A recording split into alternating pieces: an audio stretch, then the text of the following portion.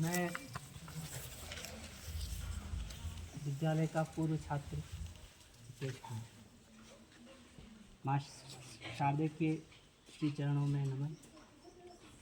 गुरुजनगण और मेरे छोटे भाइयों बहनों, विद्यालय परिवार हमेशा मुझे याद करता है, इसलिए सबसे पहले तो विद्यालय परिवार का हार्दिक आभार कि भले ही मैं कितने ही वर्षों पहले यहाँ पे पढ़ा हूँ, फिर भी आज भी मुझे याद करते हैं। बहुत बहुत आभार आपका। कि राहें जहाँ तक जाएगी राहगीर वहाँ तक जाएगा, तुम दरिया से क्या पूछ रहे हो, नीर कहाँ तक जाएगा। अरे मनु, हे मनु, खींच धनु की डोर, निशानों साधो अपनी मंजिल का। हे मनु, खींच धनु की डोर, निशाना साधो अपनी मंजिल का। बाकी बाद में देखेंगे कि तीर कहाँ तक जाएगा। आप निरंतर कोशिश करिए, तीर अवश्य ही निशाने पर लगेगा। जब मैं बोर्ड कक्षाओं में होता था तो मैं क्या करता था कि टारगेट बनाता था। क्या करता था? टारगेट बनाता था कि इस टारगेट पर मुझे कुछ भी करना पड़े, नकल के अलावा, समझे ना? कुछ भी करना पड़े, इस टारगेट पर मुझे पहुंचना है, मतलब पहुंचना है। 8th क्लास में एक बार मैं 8th क्लास में पढ़ता था 2018 के आसपास। तो उस टाइम क्या है कि सुमित्रा मैम, हमारे प्रिंसिपल मैम ने बोला था कि कौन ऐसा बच्चा है जो लैपटॉप लाके बताएगा हमारे स्कूल। वहाँ पे बैठते थे हम, प्रे हो रही थी, तो पूरे स्कूल में मैंने अकेले ने हाथ खड़ा किया।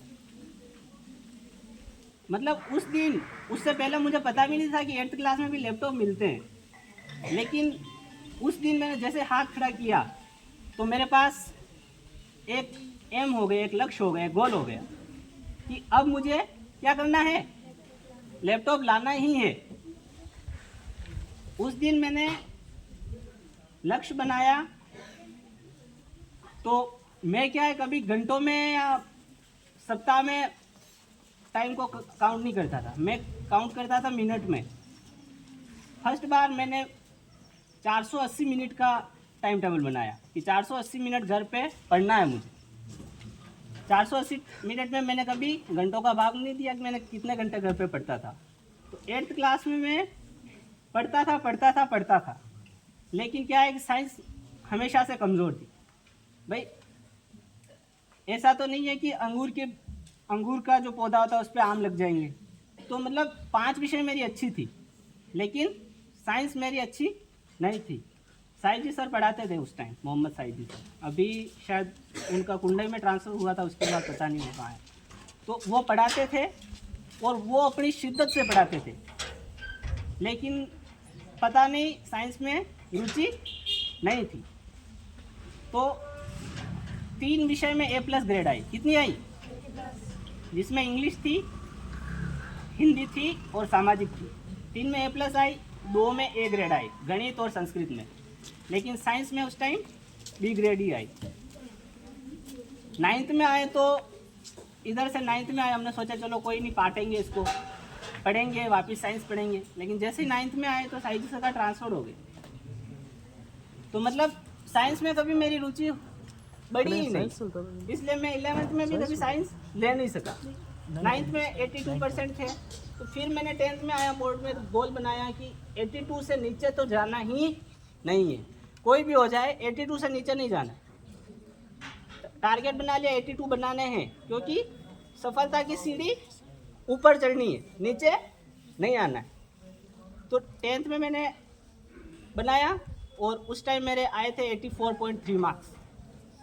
लेकिन साइंस फिर भी धोखा दे गई, 68 पे ही मेरी विकेट ख़त्म हो गई। लेकिन मैंने सोचा कोई नहीं, साइंस में अच्छे मार्क्स नहीं आए तो इंग्लिश मेरी फेवरेट थी, है ना? जो आपकी सब्जेक्ट कमज़ोर है उसको आप लगातार पढ़ो, ऐसा नहीं बोल रहा हूँ मत पढ़ो, कंटिन्यू पढ़ो उसको। लेकिन उसकी जो विपक्षित विषय होती है, दूसरी विषय होती है, एक विषय में आप कमज़ोर हो कोई दिक्कत नहीं है, 5 विषय आपके पास और है।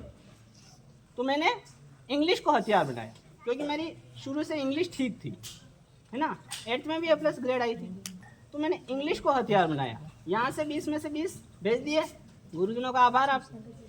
वहाँ से आए मेरे 80 में से 75 मार्क्स। कितने आए थे? ठीक है, तो इस तरह मेरे 84.83 मार्क्स हो। अब आया मैं 12th में, तो क्योंकि 11th में मेरे पॉलिटिकल साइंस थी और 12th में मेरे ज्योग्राफी ले ली मैंने, है ना। तो मैंने सोचा अब ज्योग्राफी मेरे लिए नहीं है, 11th में मैं पढ़ा नहीं हूँ, लॉकडाउन लग गया है, पता नहीं क्या होगा। तो जो विषय कमज़ोर होती है उस पर भी ध्यान देना चाहिए। और जो नई विषय थी तो मैं उस विषय को 2 घंटे पढ़ता था, बाकी सबको 1-1 घंटा पढ़ता था। घर पे 6 और दूसरी विषय एक्स्ट्रा थी उसको 7 घंटे। 7 घंटे घर पे पढ़ता था, 5 घंटे स्कूल में पढ़ता था।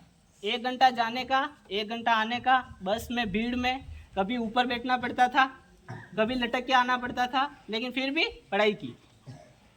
और 12th में मेरा रिजल्ट आया, मैं वल्लभ नगर में द्वितीय स्थान आया। वल्लभ नगर मेरा लक्ष्य था, मुझे वल्लभ नगर में प्रथम आना है, मतलब आना है। वो लक्ष्य में चूक गया। 462 मार्क्स आए थे 500 में से, जो कि पॉइंट में होते हैं 92.40%। मेरे साथ लोग मेरे मतलब टीचर थे, उनकी भतीजी थी, तो वो फर्स्ट आई पूरे वल्लभ नगर में। और मैं सेकंड आया, क्योंकि मेरे 2 मार्क्स कम आए थे। उसके 464 थे और मेरे 462 थे। सभी लोग बधाइयाँ दे रहे थे, लेकिन मुझे 2 बजे तक रात को नींद नहीं आई। क्यों वो 2 मार्क्स? इसलिए एक मार्क्स का बेहद अहम रोल होता है आपके लिए। तो अभी ऐसा नहीं है कि आप शाम की टाइम होता है 5 या 6 बजे, जिस टाइम किसी का पढ़ाई में मन नहीं लगता है ना। जैसे आप यहाँ से स्कूल से घर जाते हो, पढ़ाई में मन लगता है क्या? 5 घंटे पढ़ते हो, फिर पढ़ाई में मन नहीं लगता है। उस टाइम आप क्या करते हो? मोबाइल उठाते हो, फेसबुक खोलते हो, इंस्टाग्राम खोलते हो और अच्छी सी पोस्ट चिपका देते हो, जैसे आपको कोई जानता ही नहीं।